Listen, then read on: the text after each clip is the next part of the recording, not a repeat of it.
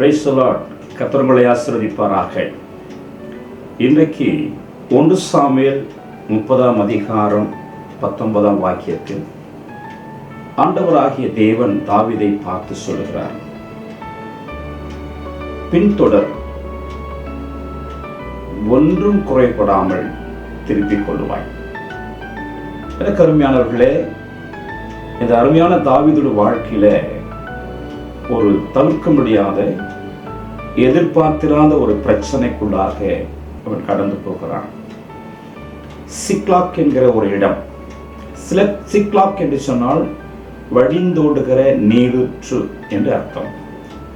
அந்த வழிந்தோடுகிற நீரூற்று என்ற இடத்துல அமலேக்கரும் மற்றும் சில ஜாதியரும் வந்து தாவீதினுடைய எல்லாவற்றையும், அவனுக்கு உண்டான எல்லாவற்றையும் கொள்ளையிட்டு கொண்டு அதை பிடித்து கொண்டு தன் வழியே போய்விடுவார்கள்.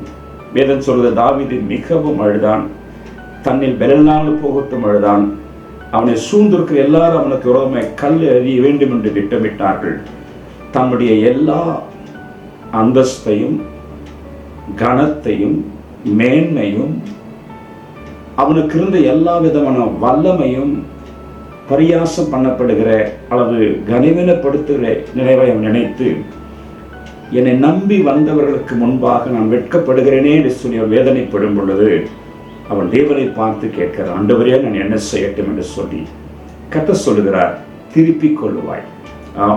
இந்த நாளில் நீங்கள் எதை இழந்தீர்களோ, எதை நீங்கள் இழந்து விட்டோம் என்று கண்ணீர் விடுக்கிறீர்களோ, பலனற்று போகிறீர்களோ, கர்த்தர் சொல்லுகிறார், நீங்கள் திருப்பிக் கொள்ளுவீர்கள். நீங்கள் தேவ சித்தத்தை அறிந்து அந்த இடத்தை நீங்கள் பின்தொடர்வதற்கு நீங்கள் தீர்மானியுங்கள். நிச்சயம் ஆண்டவராக இயேசு கிறிஸ்து உங்கள் வாழ்க்கையில இறந்த எல்லா பலனையும் சமாதானத்தையும் ஆசீர்வாதத்தையும் வழிந்தோடுகிற நீரூற்று எனப்படுகிற மேன்மையான அந்த ஸ்தானத்தையும் மறுபடியும் நீ திருப்பிக் கொள்வதற்கு இந்த நாளில் கர்த்தர் உதவி செய்வார். ஒன்று செய்வோம், ஆண்டவரே, நான் இதை இழந்திருக்கிறேன், எனக்கு மீண்டும் வேண்டும் என்று சொல்லி நீங்கள் தேவனிடத்தில் ஜெபிங்கள்.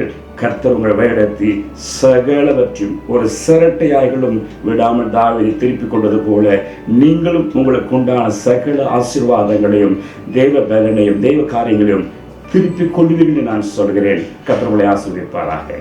God bless you.